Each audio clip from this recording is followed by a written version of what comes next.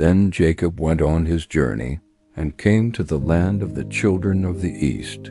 He looked and saw a well in the field, and behold, 3 flocks of sheep lying there beside it. For out of that well they watered the flocks.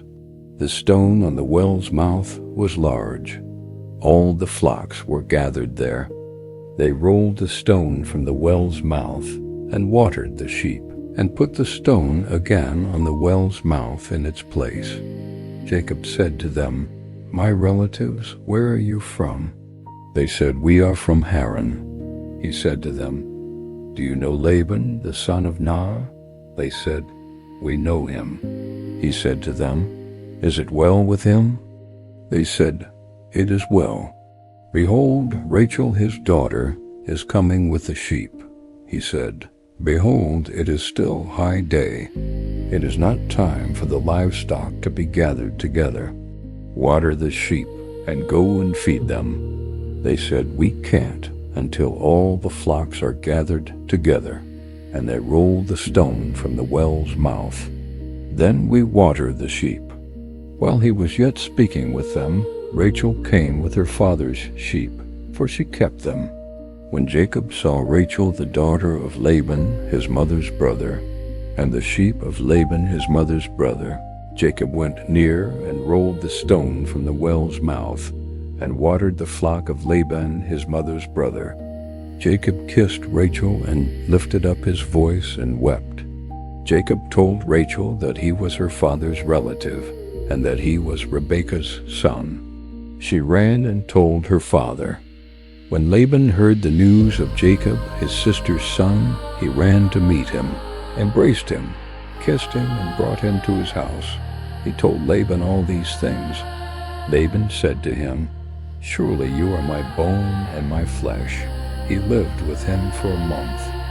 Laban said to Jacob, "Because you are my relative, should you therefore serve me for nothing? Tell me, what will your wages be?"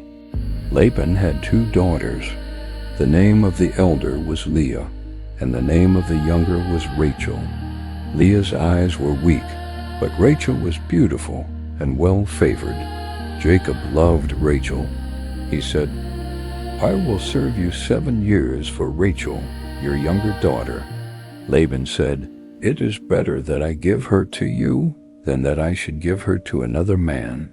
Stay with me." Jacob served 7 years for Rachel. They seemed to him but a few days for the love he had for her. Jacob said to Laban, "Give me my wife, for my days are fulfilled, that I may go in to her." Laban gathered together all the men of the place and made a feast. In the evening he took Leah his daughter and brought her to him, and he went in to her. Laban gave Zilpah his servant to his daughter Leah for a servant. In the morning, behold, it was Leah. He said to Laban, "What is this you have done to me? Didn't I serve with you for Rachel? Why then have you deceived me?" Laban said, "It is not done so in our place to give the younger before the firstborn. Fulfill the week of this one, and we will give you the other, also for the service which you will serve with me yet 7 other years." Jacob did so and fulfilled her week. He gave him Rachel his daughter as wife. Laban gave to Rachel his daughter Bilhah his servant to be her servant. He went in also to Rachel, and he loved also Rachel more than Leah, and served with him yet 7 other years. Yahweh saw that Leah was hated, and he opened her womb, but Rachel was barren. Leah conceived and bore a son, and she named him Reuben. For she said, "Because Yahweh has looked at my affliction, for now my husband will love me." She conceived again, and bore a son, and said, "Because Yahweh has heard that I am hated, he has therefore given me this son also." She named him Simeon. She conceived again, and bore a son, and said, "Now this time will my husband be joined to me, because I have borne him 3 sons." Therefore his name was called Levi.